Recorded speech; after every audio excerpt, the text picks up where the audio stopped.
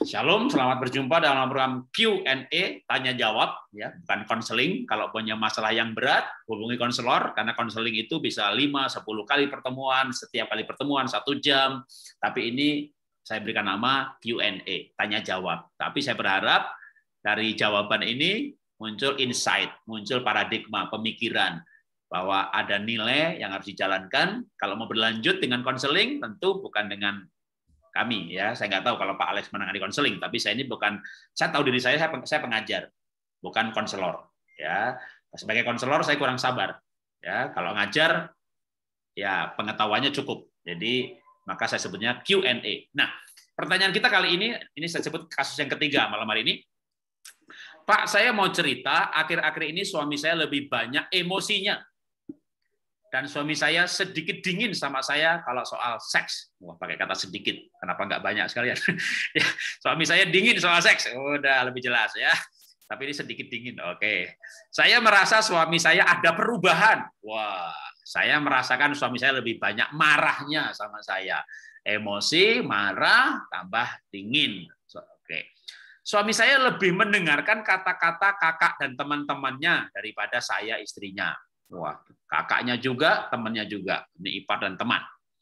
Saya dan suami tinggal satu rumah dengan kakak ipar. Wah, tadi kasus sebelumnya tinggal sama mertua, sekarang tinggal sama kakak ipar. Dan dia lebih dengar kakaknya. Iyalah, nebeng. Ya. Kita akan jawab pertanyaan ini mirip tapi nggak apa-apa karena ya ada tambahan. Ya, serupa sih, tapi oke lah kita bahas. Ya, silakan Pak Alex. Ya, kalau menurut saya, suami dari ibu ini mengalami kepahitan dengan ibu. Ini dugaan saya ya. Dan menurut saya kemungkinan besar seperti ini. Dari mana saya mengambil kesimpulan itu? Suami banyak emosional, ya, dingin dalam hal seks, lebih banyak marah kepada istri. Tetapi kepada orang lain dia oke. Dia berkomunikasi dengan baik dengan kakaknya, kakak ipar. Dia berkomunikasi dengan baik dengan teman-temannya. Dia mampu mendengarkan. Ya, jadi dugaan saya ada ucapan-ucapan, perkataan-perkataan atau sikap daripada ibu yang melukai hati suami.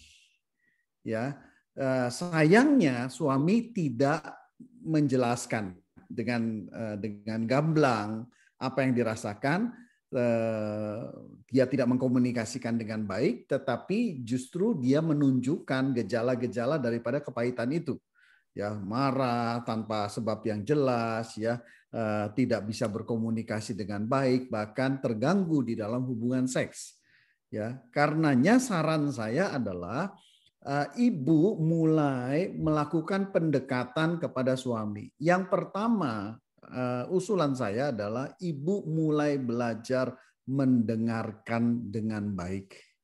Ya, cukup banyak pasangan itu tidak berkomunikasi dengan baik dengan pasangannya. Kenapa? Karena dia merasa tidak didengar dengan baik. Dia baru berkata-kata sebentar, sudah dipotong, sudah dikomentari, sudah dikotbai, sudah diberikan perkataan-perkataan yang pedas, yang menyakitkan, sehingga akhirnya dia berkata begini, enggaklah percuma, aku nggak akan mau komunikasi sama kamu karena kalau aku komunikasi sama kamu, yang ada aku pahit, aku jengkel, aku marah. Ya, karenanya dia berkomunikasi dengan orang lain, dengan teman-teman, dia nyaman. Dengan kakak ipar dia nyaman, dia bisa dengarkan. Jadi itu saya perkirakan dimulai dari mungkin dugaan saya adalah ibu perlu belajar untuk mendengarkan dengan baik. Lalu setelah mendengarkan dengan baik, mencerna dengan baik, juga menjawab dengan baik, memberikan masukan-masukan dengan baik. Ya, kembali saya juga merekomendasikan ibu untuk mempraktekkan bahasa kasih, karena bahasa kasih ini cara mujarab untuk mengambil hati pasangan, gitu ya. Jadi mengerti tentang bahasa kasih pasangan, ya, bisa dengarkan link YouTube dari Pak Jarod tentang bahasa kasih, juga bisa baca bukunya 5 bahasa kasih dari Gary Chapman, ya, supaya ibu memulai mempraktekkan bahasa kasih sehingga kepahitan atau kemarahan suami itu mulai reda. Sambil ibu belajar menjadi pendengar yang baik. Setelah mendengar dengan baik, belajar memberikan respon dengan baik, memberikan jawaban dengan baik, ya, memberikan masukan-masukan dengan baik, dengan lembut, dengan tepat waktu, tepat sasaran. Nah, saya percaya kalau hal itu mulai dilakukan secara konsisten, maka sedikit demi sedikit kepahitan itu akan mulai sirna dan komunikasi itu mulai terbangun dengan baik. Dan yang saya yakini waktu komunikasi terbangun dengan baik, hubungan seks pun akan kembali bergairah. Dari saya seperti itu, Pak Jarod. Silakan. Oke, ya. Saya perluas pertanyaannya supaya juga bagi yang lain termasuk yang terbalik, ya. Yang terbalik itu misalnya istri saya, Pak, sekarang marah-marah terus gitu dan dingin sama saya, kalau tak ajak nolak melulu. Jadi ini berlaku juga untuk kebalikannya, karena kan memang tujuan Q&A ini selain menjawab yang bersangkutan juga untuk pembelajaran, tapi esensinya sama. Nah, sering pasangan itu menunjukkan kemarahannya atau menunjukkan sikapnya dengan marah. Jadi dia sekarang marah terus, emosi gitu ya. Ya ini macam-macam, kalau suami ya termasuk nggak ngasih duit, marah-marah, bentak-bentak gitu ya. Termasuk nggak mau seks selama berbulan-bulan.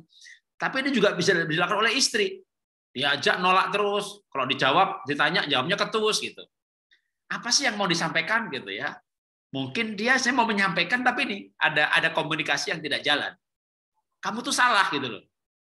Nah, ketika menghadapi pasangan yang seperti itu juga tidak boleh ya. Ibu jangan nanya, bapak jangan tanya. Kamu kok marah-marah terus? Bicara. Kalau saya ada salah, salahnya apa?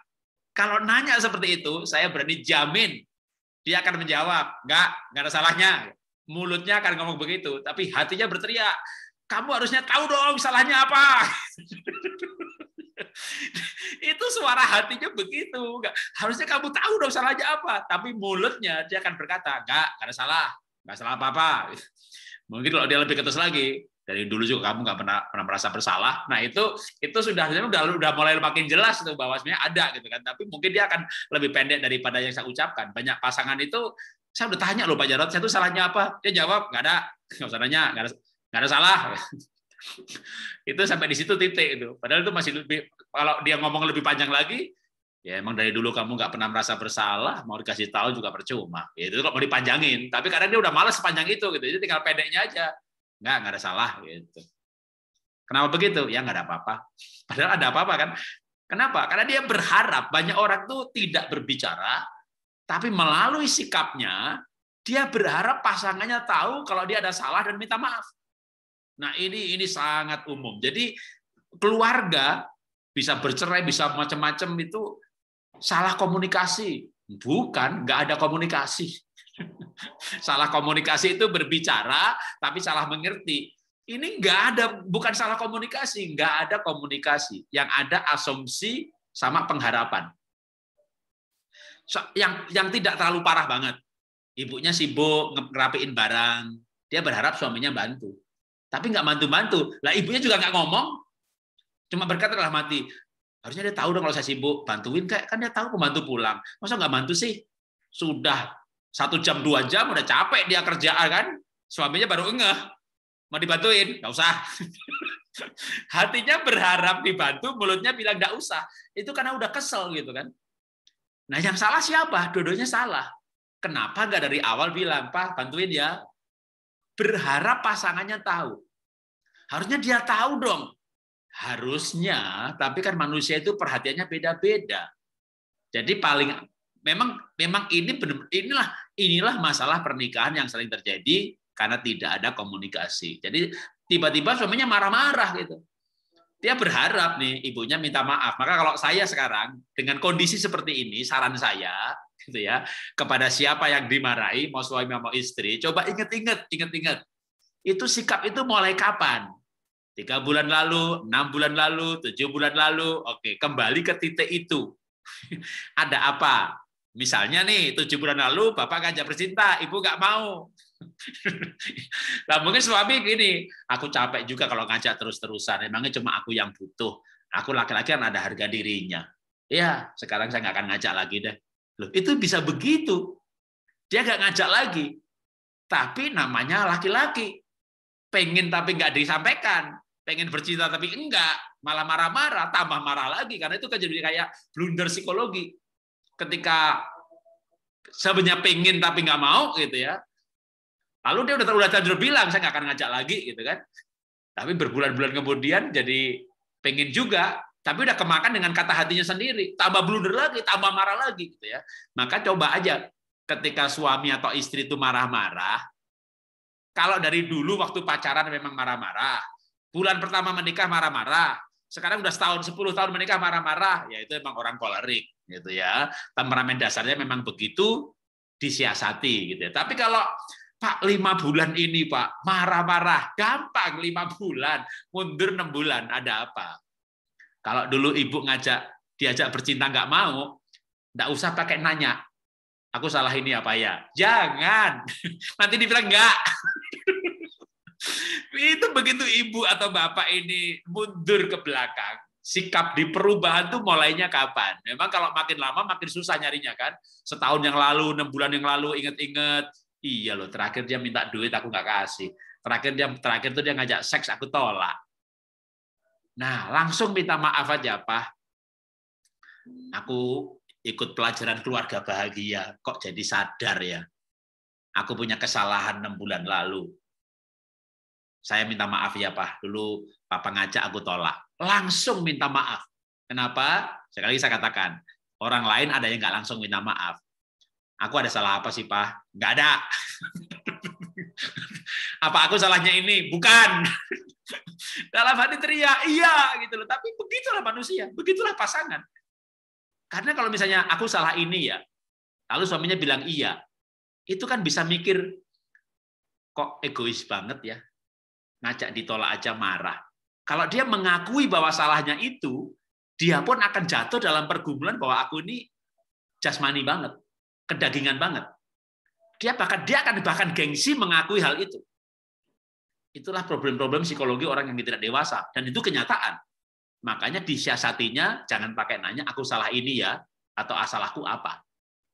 Caranya langsung saja minta maaf. Nah, apapun jawabannya. Karena jawabannya pun bisa macam-macam. Ya, saya juga salah kok, maafkan saya. Itu jawaban terbaik. Ya, dia juga minta maaf. Ya, jawaban yang kurang baik, oke, saya maafin. Dia nggak pakai minta maaf juga, ya nggak apa-apa. Ya, atau dia akan diem saja. Tapi tunggu aja. Perkataan itu nggak penting. Mungkin bagi kita yang auditory, pengakuan orang lain itu penting. Tapi ada orang yang begitu kita maaf, dia tuh berubah loh. Jadi kalau menurut saya minta maaf itu memang butuh kerendahan hati untuk minta maaf. Untuk mengampuni butuh jiwa besar, untuk minta maaf butuh rendah hati. Tapi dalam hal memulihkan relasi, maka dua-duanya dahsyat. Mengampuni boleh, berarti kita butuh jiwa besar, tapi minta maaf. Karena 2 orang bertengkar, suami istri bertengkar, jangan-jangan ibu salahnya 5 poin, suami 50 poin. Nggak usah diurus yang 50 poin. Urus saja yang 5 poin ini. Karena nih kalau misalnya suami ibu ini ikut grup, ibu ikut grup keluarga bahagia 5, suaminya grup keluarga bahagia 11. Lalu suaminya juga daftar hari yang lain. Mungkin dia akan bertanya dengan sikap apa istri yang salah gitu. Ketika kita dengar sepihak, istri bilang suami yang salah. Makanya kalau ini namanya Q&A, kita nggak akan pertemukan.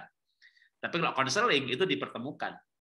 Dan di situ akan kelihatan latar belakang pihak 1, pihak 2, ditengahi, diambil sikap bijaknya, diselesaikan gitu ya. Tapi dalam Q&A ini ya saya memberikan insight berdasarkan juga dulu karena saya 5 tahun terakhir lah itu nggak menangani konseling. Kalau dulu malah menangani gitu ya. Belakangan saya tahu bahwa itu bukan kekuatan saya. Nah, lebih baik kan sama orang yang punya kekuatan konseling dan tuntas. Karena memang butuh berkali-kali gitu ya. Saya menangani konseling sangat terbatas untuk anak buah saya sendiri, keluarga saya sendiri, ya saudara sepupu yang butuh masalah. Jadi hanya orang yang lingkaran sangat dekat saja, karena memang dari segi waktu. Nah, kembali kepada masalahnya, bapaknya marah-marah terus. Nah, kalau nggak ada tambahan, dia marah-marah, tapi seksnya nggak jelas gitu ya. Memang kebanyakan laki-laki itu marah-marah karena kurang jatah. Jadi begitu dibaik-baiki, dikasih jatah seks, marahnya hilang. Tapi kan masalahnya dia juga jadi dingin di soal seksualnya.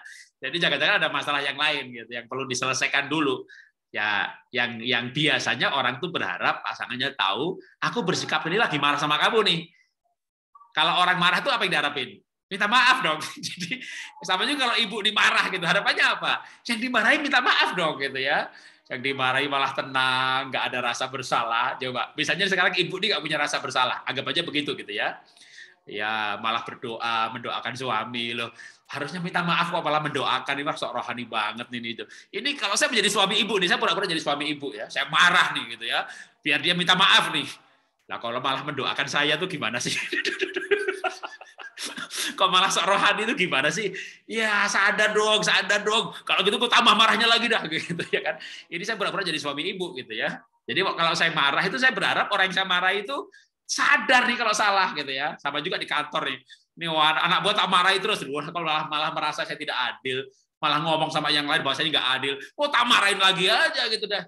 Nah, sampai akhirnya dia sadar nih kalau saya cecer nih gitu. Datang deh menghadap minta maaf. Nah, waktu pas minta maaf, kadang-kadang kita ngomong belak-belakan ini. Kamu tahu nggak salahnya kamu? Minta maaf tuh, eh? Minta maaf nggak tahu salahnya. Coba kamu salahnya apa? Yang gini ya Pak ya. Betul, masih ada lagi. Tapi apa ya Pak? Wah kalau itu benar-benar nggak tahu ini orang ini nggak tahu salahnya deh. Oh ternyata emang dia budayanya nggak tahu lah itu salah. Malah kadang saya kasihan ini kalau budaya ya. Saya pernah Pak ngantar anak buah Pak. Emang ini dari luar pulau, orang udik. Jadi ya nggak tahu etika. Saya bos nih Pak, bos dia saya pegawai, saya gaji Pak. Tak ajak pergi, duduk kursi belakang. Emangnya saya sopir? Ya jelas saya marah dong gitu. Tapi saya nggak kasih tahu dia salahnya apa gitu kan. Harapan saya tuh dia minta maaf gitu. Ya dia nggak minta maaf, dia nggak tahu salahnya apa. Sampai akhirnya saya itu untuk tolong panggil itu orang itu. Udah dimarahi nggak tahu salahnya apa. Begitu dikasih tahu, oh itu salah ya Pak. Ya, dah. Saya waktu itu sampai mikir, aduh kalau gue marah-marah terus saya rugi juga dimarahin orang yang nggak tahu salahnya apa gitu dah. Kalau gitu nggak usah marah deh, panggil aja deh gitu. Nah untung saya panggil, jadi dia jadi tahu salahnya apa. Jadi itu bos dan anak buah gitu. Nah, anak buah dari kampung Udik kagak tahu etika. Mungkin dia maksudnya nggak enak sama tidur di depan. Gue di belakang aja deh. Bagi dia tuh di belakang lebih sopan. Kurang ajar, gue dikira sopirnya duduk belakang kayak bos aja. Jadi dia kan karena nggak mengerti. Tapi untuk membuat dia mengerti itu saya marah. Gitu. Nah, saya pernah begitu terhadap anak buah. Dan banyak pasangan begitu. Waktu dia marah itu mengharapkan sebenarnya. Sadar lu salah lu salah lu. Gitu. Makanya menurut saya tuh kalau pasangan marah itu ingat aja kapan sikap itu dimulai, cari kejadian di waktu itu yang kayaknya itu sebuah kesalahan. Jangan tanya, salahku ini ya, jangan. Dia akan bilang enggak ya. Langsung minta maaf. Kuasa pengampunan luar biasa, tapi saya punya pengalaman kuasa minta ampun juga luar biasa. Seberapa besar kuasa minta ampun? Firman Tuhan berkata, Ia setia dan adil. Kalau kita minta ampun, Dia mengampuni. Kalau kita nggak minta ampun, ya Tuhan nggak ampuni. Betapa pentingnya minta ampun. Ya, jadi kita perlu juga belajar untuk minta ampun. Jadi mungkin kesalahan kita bukan kesalahan yang besar. Apalagi kalau kita nggak tahu kalau itu salah.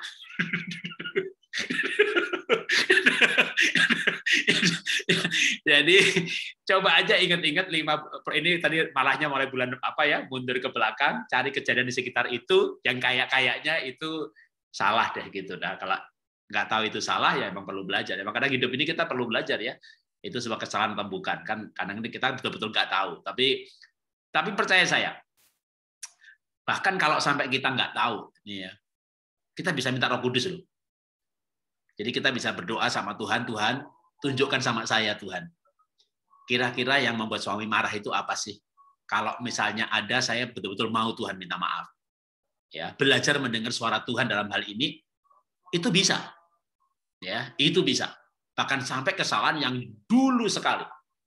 Saya sudah pelayanan, saya sudah kuliah, dan saya diingatkan sama Tuhan kesalahan saya kepada seorang wanita waktu SMP. Saya belum pernah pegang tangannya, saya belum pernah cium dia, tapi saya pernah bikin surat bahwa I love you. Tapi belum pernah pegang tangannya, ingat nih, belum pernah cium dia, belum pernah secara verbal bilang I love you. Tapi itu membuat wanita itu frigid, dingin, nggak mau menikah, nggak punya pacar. Itu SMP. SMP kelas 2-an, berarti setahun, SMA 3 tahun, kuliah waktu itu tahun ketiga, sudah 7 tahun. Saya pulang ke Solo, saya cari orangnya, saya minta maaf, saya beresin. Dan tahu betapa dahsyatnya kuasa minta maaf. Setelah saya minta maaf itu, saya tidak nyambung lagi. Enggak nyambung. Dulu juga belum pernah macam-macam. Saya balik ke Bogor, pelayanan lagi. Sehingga waktu saya di Mesbah, saya ingat tidak ada sesuatu di hati orang lain. Tapi orang itu punya pacar lalu menikah. Betapa dahsyatnya kuasa minta maaf bagi orang yang kita minta maafin, termasuk bagi diri kita sendiri. Ya, Tuhan memberkati.